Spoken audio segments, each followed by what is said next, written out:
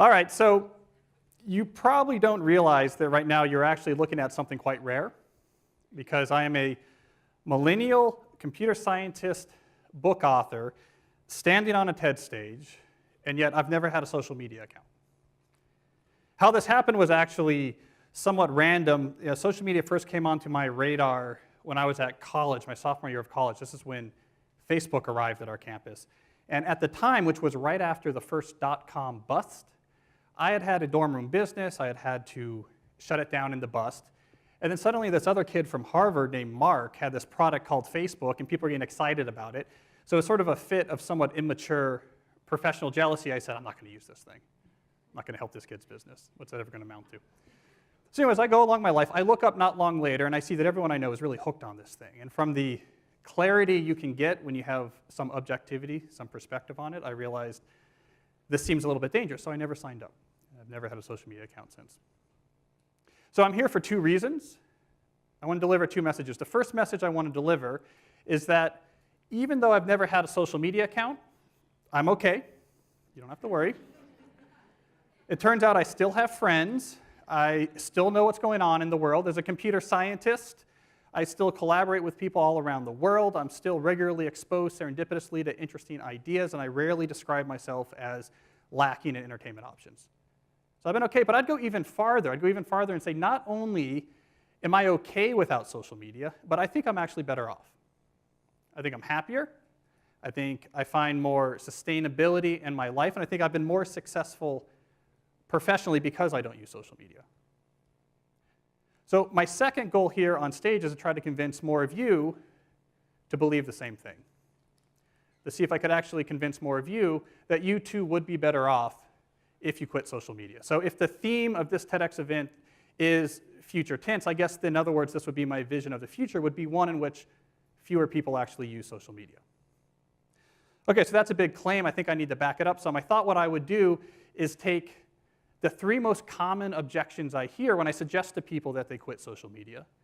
And then for each of these objections, I'll try to defuse the hype and see if I can actually push in some more reality. So this is the first most common objection I hear. That's not a hermit. That's actually a hipster web developer down from 8th Street. I'm not sure. Hipster or hermit, sometimes it's hard to tell. So this first objection goes as follows. Cal, social media is one of the fundamental technologies of the 21st century. To reject social media would be an act of extreme Luddism. It would be like riding to work in a horse or using a rotary phone. I can't take such a big stance in my life. So my reaction to that objection is, I think that is nonsense. Social media is not a fundamental technology. It leverages some fundamental technologies, but it's better understood as this, which is to say it's a source of entertainment. It's an entertainment product.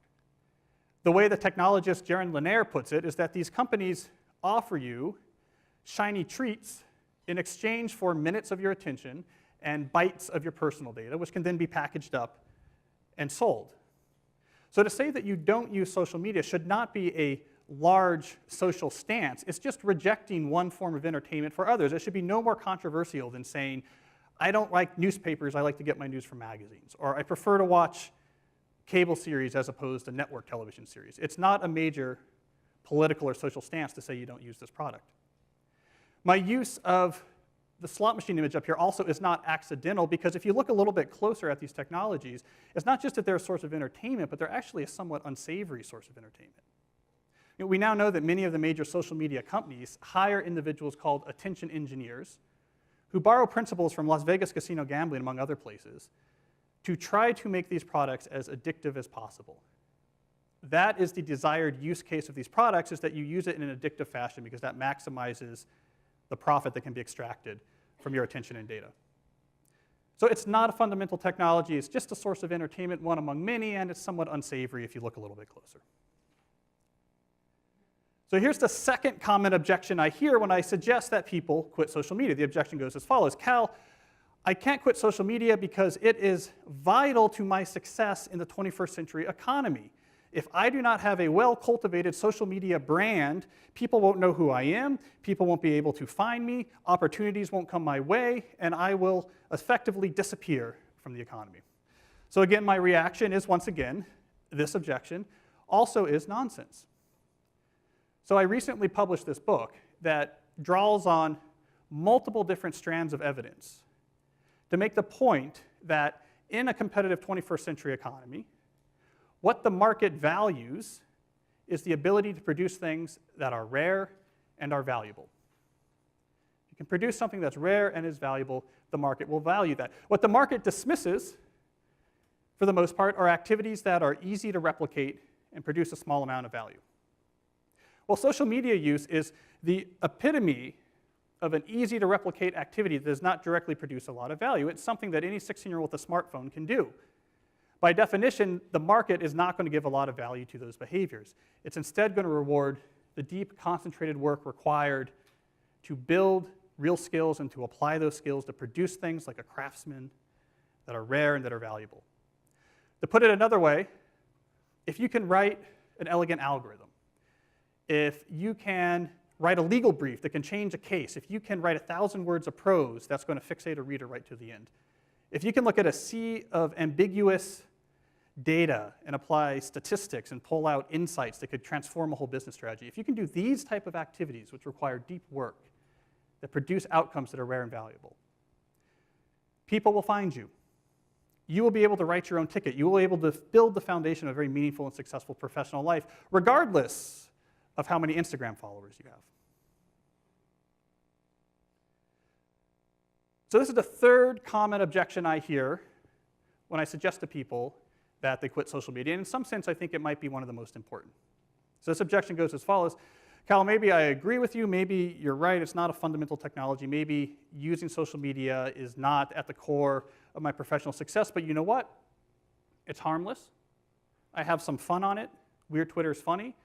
I don't even really use it that much. I'm a first adopter. It's just kind of interesting to try it out. And maybe I might miss out on something if I don't use it. What's the harm?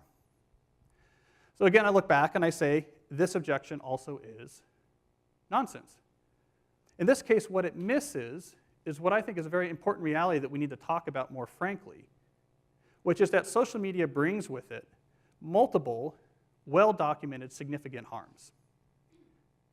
And we actually have to confront these harms head-on when trying to make decisions about whether or not we embrace this technology and let it into our lives.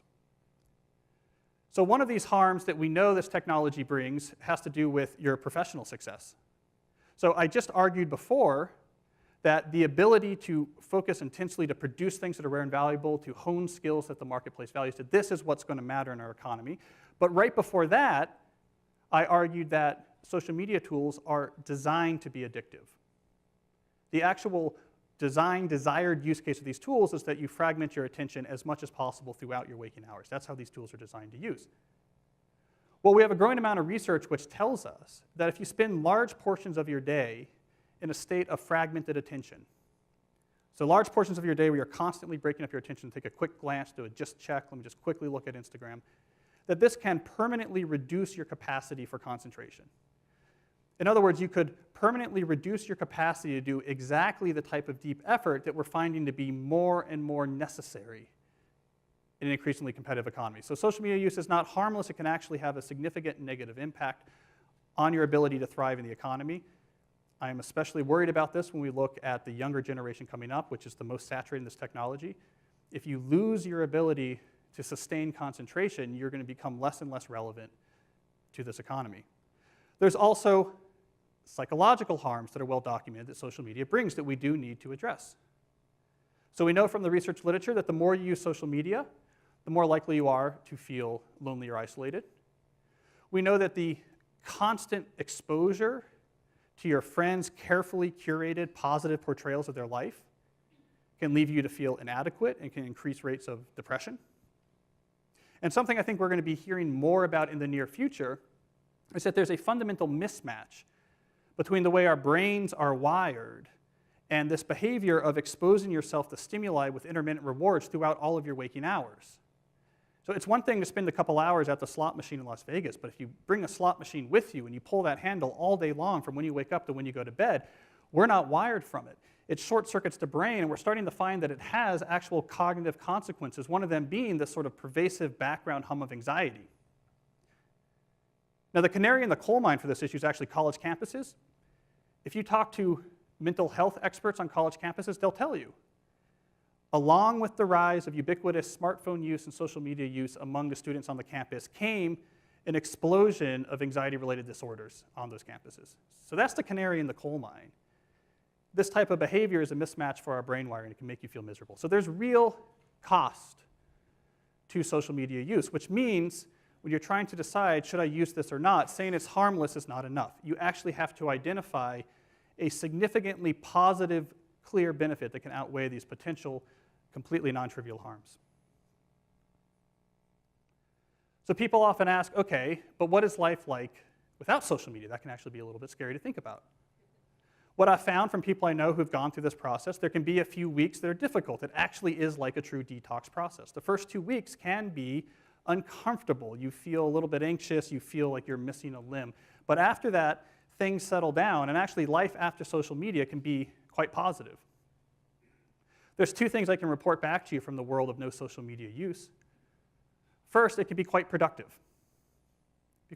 So I'm a professor at a research institution. I've written 5 books. I rarely work past 5 p.m. on the weekdays. Part of the way I'm able to pull that off is because it turns out if you treat your attention with respect, so you don't fragment it, you allow it to stay whole, you preserve your ability to concentrate. When it comes time to work, you can actually do one thing after another and do it with intensity. And intensity can be traded for time. It's surprising how much you can get done in an 8-hour day if you're able to give each thing intense concentration after another. Something else I can report back from life without social media is that outside of work, things can be quite peaceful.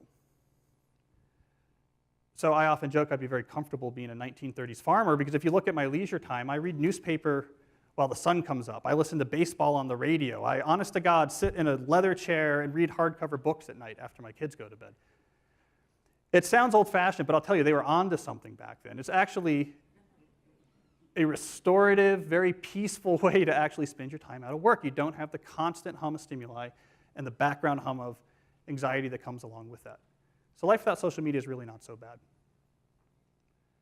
So we pull together these threads, and you see my full argument for why I think not everyone, but certainly much more people than right now use social media. Much more people should not be using social media. And that's because we can first, to summarize, discard with the main concerns that somehow it's a fundamental technology you have to use. Nonsense. It's a slot machine in your phone.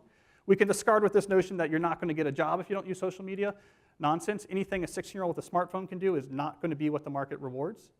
And then I emphasize the point that there's real harms with it, so it's not just harmless. You really would have to have a significant benefit before you would actually say this trade-off is worth it. And finally, I noted that life without social media, there's real positives associated with it.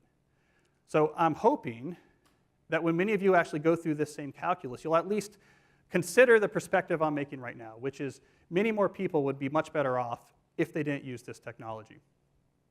Now, of course, some of you might disagree. Some of you might have scathing but accurate critiques of me and my points. And of course, I welcome all negative feedback. I just ask that you direct your comments towards Twitter. Thank you.